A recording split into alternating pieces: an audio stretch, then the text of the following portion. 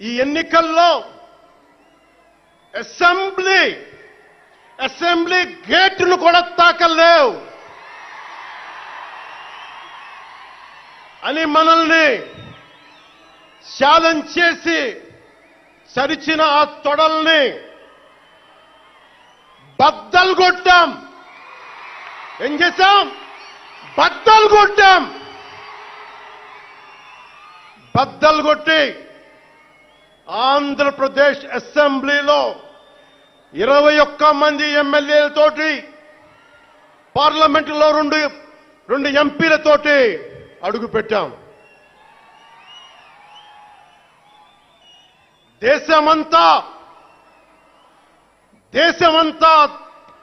తల తిప్పి తిరిగి చూసేలా 100% స్ట్రైక్ రేట్తో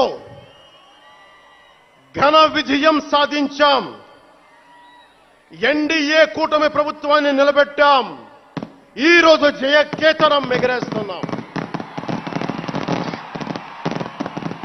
జై జనసేన, జై జనసేన, జై జై జనసేన, జై.